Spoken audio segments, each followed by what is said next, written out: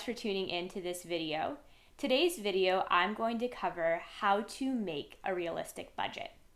Just a quick Google search shows you that there's so much information out there when it comes to creating a budget. There are thousands of articles, there are so many Google images. It's really inundated with pie charts. And if you do a quick image search for a pie chart for budgeting, there's so many different ways to do it.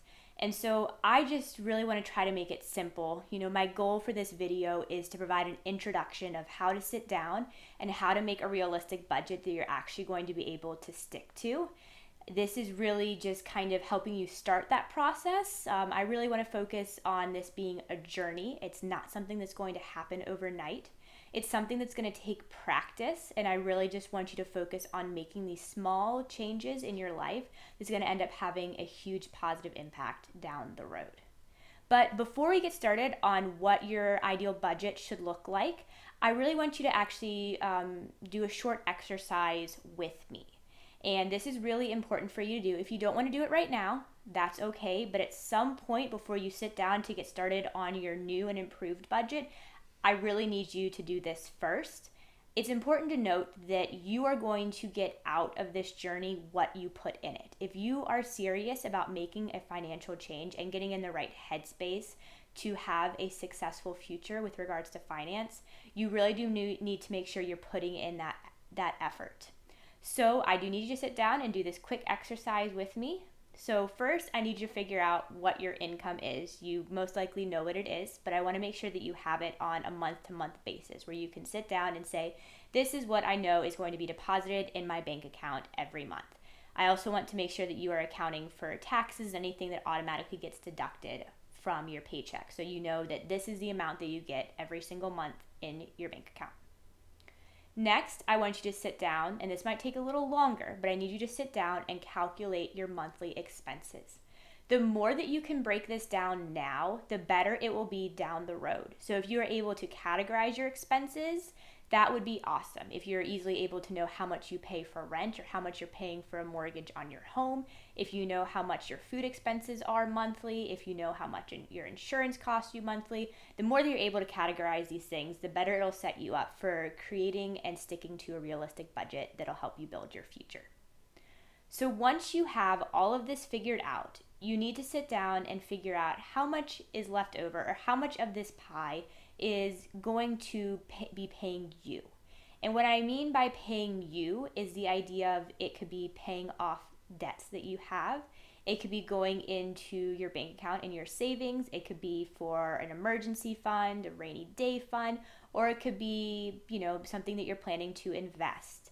And we're going to get into all of that in subsequent videos, but I just want you to think of this concept of paying yourself. And that's really important that you have this as part of your expenses, if you will, because it is an expense, but it's expense that you're making a conscious choice to not pay somebody else, but to actually be paying yourself.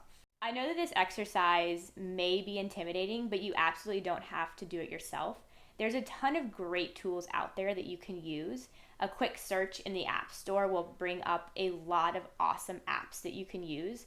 I personally really like Personal Capital, but that's just one of tons out there. It can really be daunting to sit down with pen and paper or an Excel spreadsheet and wonder how the heck you're able to categorize everything. So again, the more that you can put into this, the more that you will get out of it.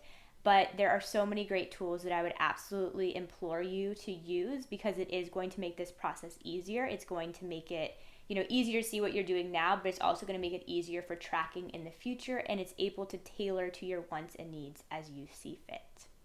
So now we are going to focus on what your new budget is going to look like. As I mentioned earlier, there are so many pie charts out there that can be really confusing. They break up, how you should be spending your income into such tiny, teeny little slivers that it's pretty much impossible to stay in those really tight confines. So we're going to focus on something that gives you a lot more wiggle room.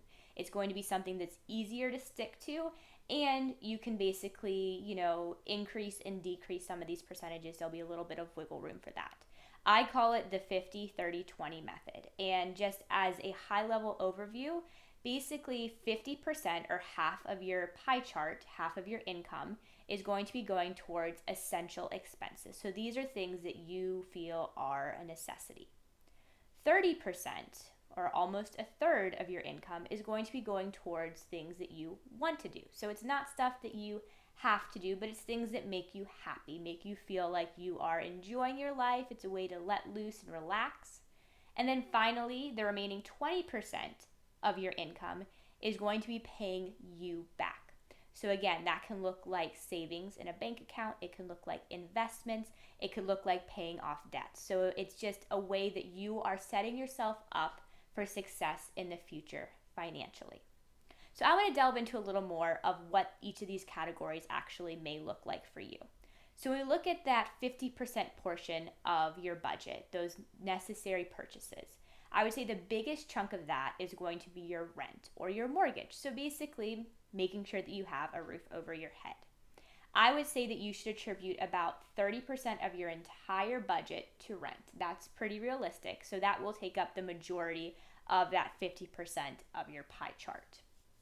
Then you have a few other remaining areas that you could focus on. So other things that I would classify as being necessary would be insurance. So that could be health insurance, car insurance. It can also be transportation. So again, making sure that you're paying for gas, things like that, making sure you can get to and from work. That's pretty important to be able to do. Utilities would also be an area under that. Basically anything that you feel like you cannot live without, putting a roof over your head. Food is another big one. So just things that you feel are absolutely necessary. So basically a place to sleep, food to eat, and then making sure that you are healthy. Now we're going to dive into what those wants look like. Ultimately, my goal is to make that 30% part of the pie chart shrink and be smaller, but I also recognize it can be really hard to give up things that you really enjoy doing, and that you really have made part of your lifestyle. So I'm going to give you 30% to start off with, that you can do whatever the heck you want with it. So that may look like going to concerts, traveling to see friends. That could be going out to eat. It could be getting drinks after work. It could be going to a museum, going to the movies. Basically anything that you enjoy doing, that you think is fun. It's not necessary, but it makes you happy. And then finally, as we talked about, that last 20% is about paying yourself and making sure that you are sticking to a saving plan. My ultimate goal by the end, once you're comfortable, is to have the 30 and 20% flip-flop. I would love it if you are paying yourself more than you are spending on your wants in the end goal. But again, I recognize that can be a really difficult transition to take. I know that it can be hard making changes, and the more radical of a change you make, the less likely you are to stick to it, which is why I want to make sure that these changes are gradual over time. So my suggestion would be start with 20% in savings and 30% based on your wants. Then slowly you can transition where each is 25%.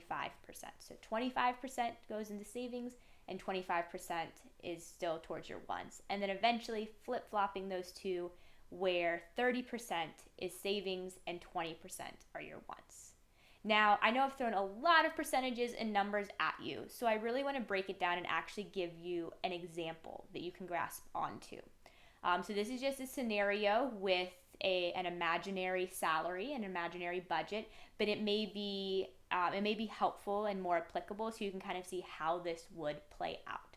So in this scenario, we are assuming that a person has an annual salary of $50,000.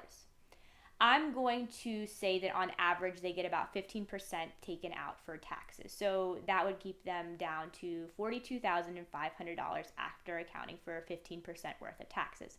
I know that this is going to vary based on your situation. So again, this is simply a scenario.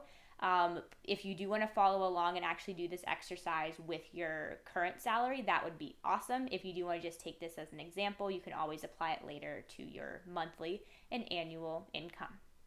All right, so we have $42,500 to play with. When you break that down, that's $3,541 every month that you have to spend. Using that 50, 30, 20 model, that means that you have $1,770 to use for all of your necessary purchases. So that is half of your budget. You then have $1,062 to do whatever you want with to help feed those wants and desires that you have. And lastly, you have $708 to help funnel into your savings and building yourself for a stronger financial future. So that's just a simple scenario of what it would look like. I would love for you to utilize this same exercise using your own annual salary and breaking it down monthly and just seeing what this picture would look like if you utilize the 50-30-20 concept. Again, I would love it if you could end up actually making 30% your savings and 20% your wants. But as I've mentioned before, this is a journey. It's going to take time. It's going to take a lot of practice. Now, in my subsequent videos, we're really going to delve into these areas so you can really see ways that you can cut corners and save money. I want you to make sure you are leading a balanced lifestyle. You feel like you're not having to give up some of your favorite things in order to put a little bit of money in a bank account. I want you to feel like you're still being able to enjoy your life. You're still able to go out and do what you want. You just have to sometimes think a little bit smarter about it. I really hope you enjoyed this video. Please make sure to click down here to subscribe if you're interested so you can stay up to date. You'll get notified anytime I make a new video, but make sure to turn notifications on. I'd also love your feedback on this video, and if you have any other suggestions of what I should be talking about. These videos are really made to help you. I want you to be set up for financial success. Thanks so much for watching. Bye, guys.